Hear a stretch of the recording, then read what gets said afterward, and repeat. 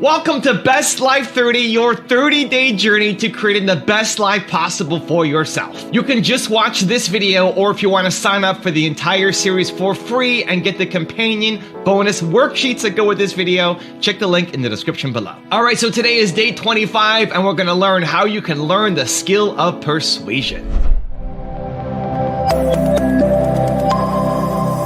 Warren Buffett was doing a speech with Bill Gates about maybe 10 years ago, and he was asked by a college student, what can we do as students to make ourselves more valuable in the workplace?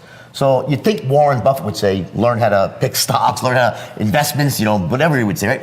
Not what he says. He says, go out and take a course in sales and communication. Yeah, he did. Dale Carnegie changed his life. There you go. And that was the point. Because he took that. He says, I took Dale Carnegie, changed without that. You know what he'd be without that course? Yeah. He'd be the richest money manager in Omaha, Nebraska that no one ever heard of. Yeah, and he met his wife that way, the love of his life. Because without the ability to influence and persuade, you can't put yourself out there into the world and be known for what you really are. I believe that leadership is really a skill of influence. It is the most important skill that any human being can master. And I don't think of leadership as a position. I see it as a skill, a tool that all of us have to have. In other words, the quality of your life, I really believe, comes down to your level of leadership. Other people don't have to follow you to be a leader, but you have to live life on your terms. And the first person you have to influence is yourself.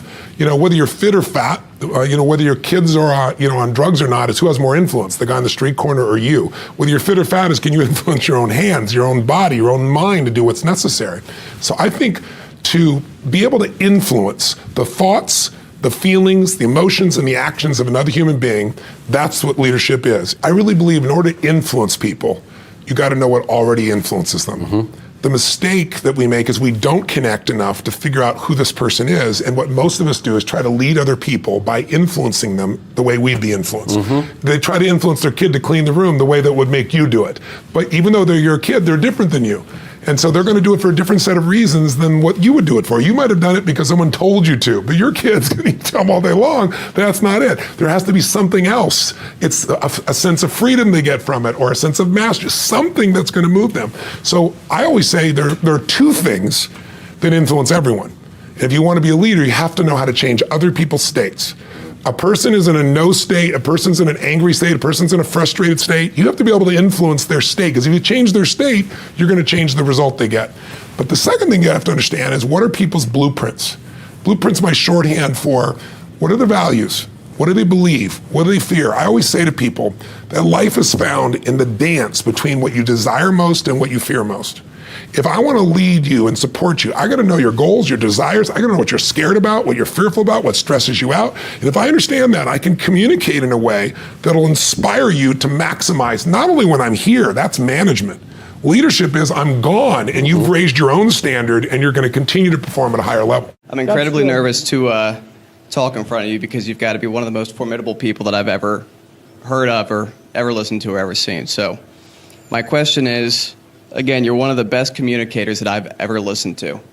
If I could be half as good at you, or at communicating as you are, I would be set. How can I teach myself to do that? Practice. Really, there's a couple of things. It helps to read a lot. It really helps to write. So if you want to make yourself articulate, which is a very good idea, then not only should you read, but you should write down what you think. And if you can do that a little bit every day, 15 minutes, maybe you could steal 15 minutes and do it every day. But if you do that for 10 years, you really straighten out your thinking. If you're going to speak effectively, you have to know way more than you're talking about, so this is often difficult for beginning lecturers at university, because they'll do a lecture on a topic, but they only know as much as they're saying in the lecture, and they get kind of stuck to their notes because of it. But you want to know 10 times as much as you are saying in the lecture, and then you can specify a stepping path through it and elaborate with the other things that you know. But to do that, you have to do a lot of reading. But you also have to do a lot of reading, because that's where the synthesizing comes. So that's on the input side. And then on the output side, well, there's some techniques, let's say, is like if you're speaking in front of a group, You are not delivering a talk to a group. That's not what you're doing. The talk isn't a packaged thing that you present to a group. There isn't a group. There's a bunch of individuals, and you talk to them. So when I talk to a group, I always talk to people one at a time. And that makes it easier too, because you know how to talk to a person. It's like, can you talk to 1,000 people? Well, probably not, because it's too intimidating. But there isn't 1,000 people there. There's 1,000 individuals. And so you just look at an individual and you say something, and you can tell if they're engaged. They look confused, or they look interested, or they look angry, or they look bored, or maybe they're asleep, in which case you look at someone else. And they give you feedback about how you're doing. And so one thing is to have something to say, yeah, but the next thing is pay attention to who you're talking to. Because unless you're very badly socialized, and that seems unlikely in your case, because you present yourself at least moderately well, and well, I mean, I don't know you very well, but on first sight, you're doing fine. So the probability that if you pay attention to the individuals that you're talking to, that your natural wealth of social skill will manifest itself is extremely high. And so you don't deliver a talk to an audience. That's a really bad way of thinking about it. You're actually engaged in a conversation with an audience. Even if they're not talking, they're nodding and shifting position and looking like this, and you can pull all that in and use it to govern the level at which you're addressing the entire audience. So the last thing I would say is, well, having the aim to be a good communicator is a good start. And you think, well, I could buttress that to some degree. There isn't anything that you can possibly, this is the whole point of a liberal education, there isn't anything that you can possibly do that makes you more competent in everything you do than to learn how to communicate. I don't care if you're going to be a carpenter. I mean, being a carpenter, by the way, is very difficult, especially if you're a good carpenter. But if you're good at communicating as a carpenter, you're like 10 times better as a carpenter. So, and this is something that the liberal arts colleges, I think, I don't know if they've forgotten it, but they don't do a very good job of marketing. It's like, well, what's the use of a bachelor's degree, a Bachelor of Arts? It's like, well, you can think, you can write, you can speak, you've read something. It's like, the economic value of that is incalculable. The people that I've watched in my life who've been spectacularly successful they have skills. Clearly, that's a minimum precondition. But they're also very, very good at articulating themselves. And so whenever they negotiate, they're successful. Well, that's kind of like the definition of success in life, right? You negotiate and you're successful. It doesn't mean you win. Because if you're a good negotiator, if you're a really good negotiator, everybody walks away from the negotiation thrilled. And so then people line up to do things with you. So, and that's all dependent on your ability to communicate. So practice. Persuasion in anything. So if you want to persuade your children, if you want to persuade someone to take a look at your faith, if you want to persuade someone in business, if you want to persuade someone to help you in anything or help them in anything, it's real simple for me. Monster belief. And so you can't transfer to me that which you're not experiencing yourself, right? So you can't give me that. People are always trying to come up with a magic word, the magic close, the magic this. And there are words you should and shouldn't use in persuasion, no question about it, right? There are words that are more effective than other words. And clearly, to be successful in any business, you need to know what those words are in your business. But the best persuaders, the best motivators, the best speakers, the best physicians, the best school teachers, the best parents are incredible persuaders. And what they do is they come from a monster place of conviction and belief that they can transfer you to, because people respond to energy much more than they do words. They respond to what they feel, not what they hear and see. Hear and see are real low-level influencers.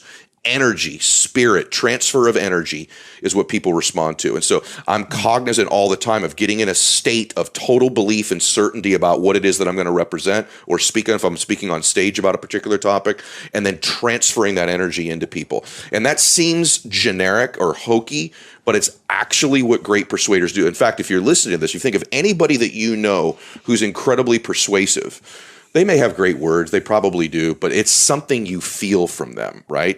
And that's the difference between a great doctor and a so-so doctor. Great doctor says, here's the prescription, you're out of here. Another one, is this going to work or not? Right. I don't know. Another one, you leave there feeling that you're going to be healed, feeling you're in good hands. You feel their certainty, you feel their confidence. Same when you hear a speaker, if you're buying real estate from somebody. But it's not just buying things, it's a great pastor in a church. A great person if you do TM, who's taught you TM. It's their certainty. It's the energy you feel. And so for me, it's always getting to, I have to really believe what I'm saying. I have to really feel it to transfer it to.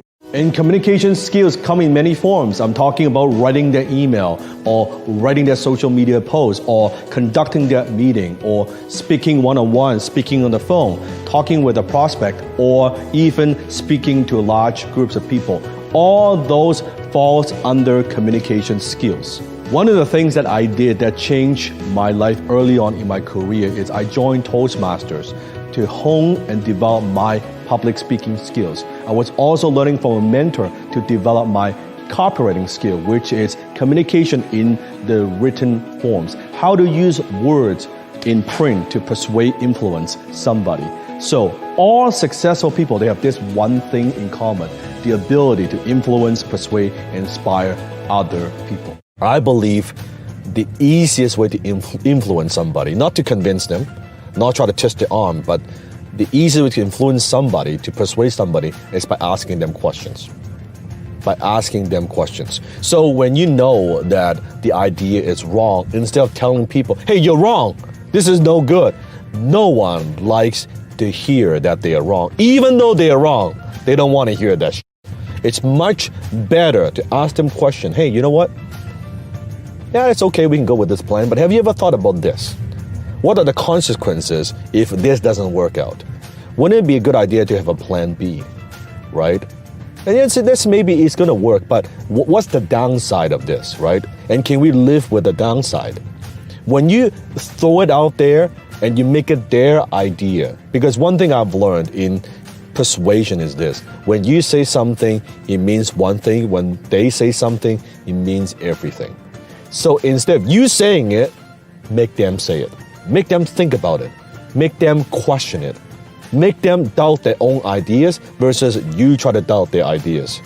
And also, when you are communicating, when you're asking questions, you need to ask with certainty. In this world, in this uncertain world, what we do is we sell certainty in an uncertain world. That's what we do as closers, as entrepreneurs, right? As influencers. Understand human beings, we tune into the radio frequency called WIIFM, and that is what's in it for me. We are sometimes very selfish, unfortunately. We're thinking about, why should I pay attention to this? Why does it even matter? What's in it for me? Why should I even give you the time? So when you say the word you, it automatically communicates, hey, this is something for you. Pay attention. Imagine you are walking down the street and you hear someone yells, hey, you! You're like, oh, is that me? Is that me? That's the power of that word. So in your messaging, in your marketing, or even when you're selling one-on-one, are you using a lot of you, or are you using a lot of I or me or our company? Use a lot more you than I. You'll automatically be more persuasive. Let's talk today about negotiation tactics. One of the most powerful of all is called persuasion by reciprocation. Now, this is based on what is called the law of reciprocity. It's considered by many to be the most powerful law of human nature. And what it says is this: if you do something nice for me, I'll do something nice for you. I feel obligated to reciprocate. For example, if we go out to lunch together and I say, I'll pick up the lunch, you'll almost always say that I will pay for it next time. And next time you insist on paying for the lunch. Now, there's several different types of reciprocation. There's, of course, emotional reciprocation, where you make people feel good. You say, thank you, it's a pleasure to meet you, I know how busy you are, thank you very much for your time, or this is a beautiful company, or it's a great opportunity for me to speak to you. Whenever you say anything that causes people to feel better about themselves, they have a deep unconscious need to reciprocate. There's another type of reciprocation which is called material or financial reciprocation. When you do something physical for someone, for example, you help someone load their car, they want to help you load their car. You lend people money or your lawnmower, they want to pay you back by reciprocating in some way. We always like to do things for others because we have, according to psychologists, this deep need to be even. So if you do something for me, the only way that I can get even is by doing something for you. By the way, the reverse is also true. If you do something that hurts me, then I feel a deep need to get even as well, so be careful. So the starting point of reciprocation is look for opportunities to do things for others. Something as simple as bringing a cutout from a newspaper that may be of interest to a prospect. Something as simple as giving a person a book or something like that. Something as simple as opening the door or getting a cup of coffee is a very powerful technique to cause people to like you and to feel obligated to you. How do I add more value so that I can get paid more, so that I can have more influence, so that I can make more of a difference where I'm at? You always hear it all the time, right? Add more value. Well, how? How do you add more value so you can get paid more and have more influence? Part of adding value is helping people reconnect with some emotional side of their lives, right? I know that sounds so simple in some ways, but also philosophical. That a lot of what we experience today in this world is just so cheap and so commoditized and so technically driven that it's our job, if we want to add a lot of value, to bring back in humanity, to bring back in the emotion, to bring back in the color, the flair, the joy, the vibrancy, the real hues of human emotion that are often missing from everything. If you bring that back into everything that you're contributing, you'll go to a level of adding value that most people will never understand. And people won't just follow you because you're the person who asks the best questions. People won't just follow you because you're the person who knows the most people. People will follow you because you're an inspirer and you're a leader, because they can see within you that you have true energy, true engagement, true human emotion with everything that you're contributing. And because of that, they know that you're somebody they want to follow. The number one way to influence another human being is actually by your example. I mean, we are tribal. We used to travel in herds. We are profoundly influenced by the social networks we are around. And so if you want to influence and elevate and uplift people around you, start with you. Start with your example. I love Aesop's fables, and so I'm going to tell the story of one of the most famous and I think most useful of Aesop's fables. So this is the fable of the wind and the sun. So the wind and the sun were having an argument about who was the more powerful, and they decided that they would settle it with a bet. And what they bet was that they spotted a traveler on a road, and they said who would be able to get the cloak away from that traveler, and whoever did was the stronger. So the wind went first, and the wind turned on his mighty force and blew icy wind at the traveler and almost blew the cloak right off of the traveler's shoulder.